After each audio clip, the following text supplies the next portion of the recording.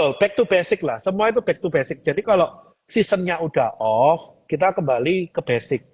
Bottom line-nya Oke. gimana? Nah, bagus nggak gitu. Ini seperti waktu itu kita pesta emiten farmasi ya. Begitu Pak Betul. Jokowi disuntik, kempes langsung. Kurang lebih sama seperti itulah. Kurang lebih sama seperti itu. Oke, teman-teman yang lain kalau misalnya ada pertanyaan boleh langsung ya di kolom komen atau di kolom Q&A kita bahasnya soal emiten energi dan emiten baru terbarukan ya EBT ya. Kalau tadi ada yang nanya Adaro, ADMR sudah dijawab di depan. eh oke. ADMR tadi kurang. Area-area entry-nya menurut saya sih 1180 ya, menarik. Oke, kok ada yang nanya, emiten berhubungan EBT kan hari ini pada rontok. Apakah ini akan mempengaruhi juga sentimen terhadap brand yang akan IPO? Nih ada yang nanya nih di kolom. Brand IPO itu masih minggu depan. Oh, Area demand oh. dari emiten-emiten EBT ini sendiri udah deket. Mm-mm. Menurut saya sih, brand IPO, emiten EBT-nya ikut rebound sih. Oke. Jadi secara teknikal malah kemungkinan emiten EBT ini akan rebound barengan brand IPO. Hmm. Oke, oke, malah bisa dapat momentumnya lagi kayak gitu ya. Iya, iya, iya, iya. Karena masih Ya ini kelebihan Oktober. kelebihan dari ARB simetris ya. Dengan adanya ARB simetris, area demand itu cepat tercapai. Bayangkan kalau ini hari nggak ARB simetris. Saya bisa bayangin itu isinya ARB semua ya. Ada RO ARB, KIN ARB, ARKO ARB, ADMR ARB. Terus apalah banyak sekali yang ARB hari ini dan berlanjutnya mungkin berhari-hari gitu kan. Tapi Iya. karena ARB simetris, ini bisa langsung masuk ke area demand lebih cepat gitu loh. Jadi koreksi Malah juga nggak berlarut-larut gitu kan. lebih enak ya kok. Kalau dulu mah ARB beruntun terus capek banget dah. Nah, kalau ini tadi ARB-nya belum simetris, saya yakin mungkin jam 2:30 3 kita udah nggak trading. Karena udah ARB Mm-mm. semua. Kayak gitu. Jadi Oke, karena ARB-nya simetris lebih enak lama-lama. baik. Niko, Wulan Rizky Cuan. Mau serok mutu katanya. Di berapa nih area demand-nya? Aduh, kalau mutu sih, saya mau lihat dulu tekanan jualnya ya setelah EBT ini ya. Jadi, sorry, setelah bursa karbon ini ya. Karena bagi saya mutu ini sementara masih faktor sentimen, belum faktor yang kita ngomong masalah fundamentalnya tercermin bla bla bla. Menurut saya masih belum sih. Oh, Jadi, berarti. saya masih mau lihat dulu lah tekanan jualnya. Kira-kira besok masih kenceng atau enggak. Nah, kalau kita ngomong level-level area demand-nya dia udah bablas semua tadi 178, 168. Nah, 168 ini sebetulnya area-area kolek ya. Mm-mm. Cuma kalau dengan pressure yang seperti ini, menurut saya sih dia bisa tes di 151 ya. Mm. Oke, 151 sampai 154 seperti itu. oke.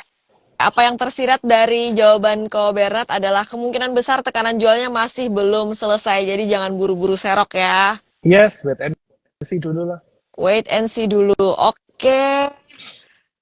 Eh, iya, yang udah pada TP ketawa-ketawa ya di kolom komen. Udah cuan kenceng. Baik, ini Trizalex 17 nanya, emiten energi yang cocok untuk swing. Wah, gimana nih kok? Emiten energi yang cocok untuk swing. Saya itu bullish on oil ya. Bagi saya oil ini structural bullish. Jadi kalau mau swing cari emiten yang relate ke oil itu cukup oke ya. Yang valuasinya masih oke kayak energi itu mungkin di area-area 260 sampai 274 itu masih oke. Terus Elsa kalau di bawah 400 itu kita cari area demand mungkin di 380, 390 itu masih oke. Medco area-area 1500 ini cukup oke seperti itu ya. Jadi menurut saya emiten-emiten yang oil related ini cukup menjanjikan untuk dibuat swing. Kalau coal, bagi saya coal ini akan lebih sedikit flat ya untuk beberapa bulan ke depan 1-2 tahun, mungkin malah mungkin setahun ke depan juga masih flat gitu kan. Jadi kita mainnya cuma seasonal aja. Mungkin nanti harga call akan picking sampai bulan 1, bulan 2 kembali koreksi. Nah, itu mungkin result juga di kuartal 1-2 tendensi jelek, kuartal 3-4 tendensi bagus. Jadi mainkan aja kalau mau main emiten call ya kita collect-nya di bulan-bulan 3-4, jual di bulan 11-12, kurang lebih kayak gitulah. Kalau main emiten call. Untuk sementara belum ada trigger yang signifikan untuk emiten call. Oke. Pertanyaannya cukup rame nih ya. Yang nanya soal telko-telkoan, kita lagi bahas energi dan energi baru terbarukan. Mohon maaf ya nanti di IG Live Koberat yang lain bisa tanya. Eh, Kok ada yang nanya nih, Eko Susanto 15. Oke. Emiten EBT apakah bisa dikatakan sebagai growth stock? Bisa, bisa. Karena dia sendiri kan juga memang sedang bertumbuh ya, dan dia pasti akan banyak capex ke depan, dan untuk growth earning-nya juga pasti bagus, karena apa? Belum semua aset dari EBT ini juga udah selesai, jadi ada aset-aset juga ongoing progress, di mana aset itu begitu jadi, karena kecenderungan EBT ini yang gross profit margin-nya tebel, pasti earning-nya juga bertumbuh secara signifikan. Jadi menurut saya sih, mau dianggap growth stock juga bisa, tapi bagi saya pribadi ya, mau diomong growth stock kayak mau diomong value stock kayak ngefeknya apa, klasifikasi itu tidak penting, yang penting kamu beli sahamnya naik gitu. Mantap. Yang penting bisa cuan. Benar, tidak penting kamu mengklasifikasikan saham, itu tidak penting. Ngapain kamu bagi-bagi saham, oh ini value stock, ini growth stock, emang nggak ada value yang growth gitu kan, emang nggak ada growth stock yang punya value gitu. Oke, Nggak usah diklasifikasikan. jangan. Yang penting barangmu ini ada tendensi untuk bertumbuh ke depannya. Kamu ngomong value pun kalau nggak bertumbuh juga percuma. Itu bukan value namanya. Itu bukan murah tapi murahan gitu kan. Yang kita cari kan semua selalu bertumbuh gitu kan. Baik, pragmatis dan realistis di market. Iya. Untuk BRPT kayak gimana nih view-nya dari Ko Bernard? Oke, BRPT menurut saya sih ada tendensi orang sell BRPT untuk subs brand ya. Jadi Ah, waspadai, waspadai. kayaknya menjelang IPO brand menurut saya harus hati-hati sih. Kayaknya orang-orang pada jual posisi gak sih biar punya duit buat Betul. pesen IPO. Betul, betul. Karena kan gini, kalau kita ngomong BRPT, salah satu yang gendong harga BRPT ke sekarang ini kan sebetulnya Star Energy-nya. Nah, kalau Mm-mm. Star Energy-nya sendiri udah IPO dengan Barito Renewable, what's the point holding BRPT lagi? Menurut saya seperti Mm. itu ya. Dan BRPT ini kan sebetulnya saham yang petrochem ya, petrochem sama seperti TPIA ya, Mm-mm. sisternya dia ya. Nah, ini kan sebetulnya kan berbanding terbalik dengan harga minyak normalnya. Karena ketika harga minyak naik, sebetulnya profit BRPT itu tergerus. Cuma karena Oke. ini ada sentimen EBT dan Star Energy ada di dalam BRPT, BRPT-nya kegendong. Tapi kalau begitu nanti udah keluar sendiri, Barito Energinya, renewable-nya keluar sendiri, Star Energy ada di dalam Barito Renewable, ya menurut saya sih hati-hati ya. Jangan Mm. sampai nanti jadi korban pulingnya BRPT. Oke. Ada yang nanya kalau SEMA apa masuk EBT? Setahu saya sih enggak. Bener nggak kok? Kayaknya Itu trading company ya. trading company listrik-listrik kan dia. Iya, iya, Tapi iya. bukan pemasok Hati-hati. power listriknya ya. Betul, betul. Itu jualan panel listrik. Heeh. Oke, Naufal nanya, kalau Duo Kertas apakah akan terimbas efek bursa karbon?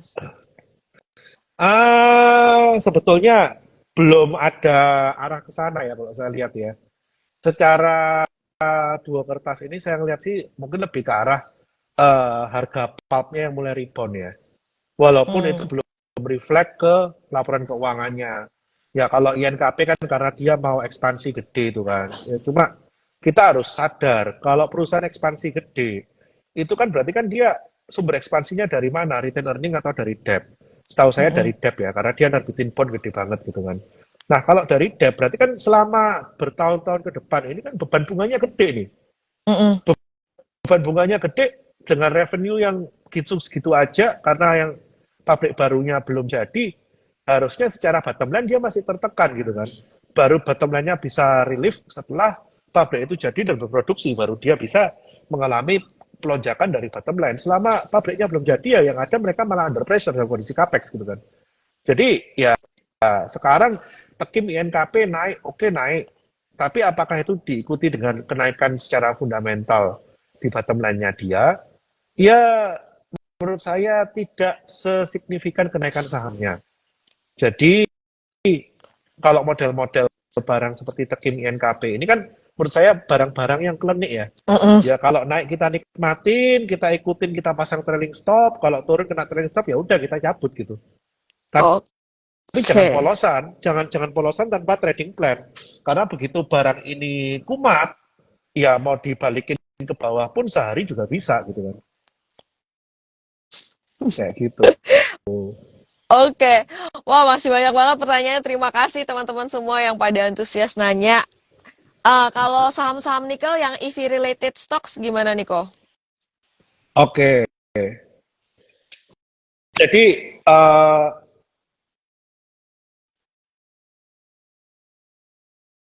Tes, kayaknya lagi muter-muter sih videonya Niko. Tapi audionya iya, masih masuk. jadi kalau kita ngomong EV related ada dua. Mm-mm. Iya. Antara emiten yang jualan EV, entah itu motor atau mobil listrik, Mm-mm. atau emiten yang menyuplai baterainya. Menyuplai baterai ini sekaligus dengan emiten nikelnya lah ya, hulu ke hilir Mm-mm. gitu kan.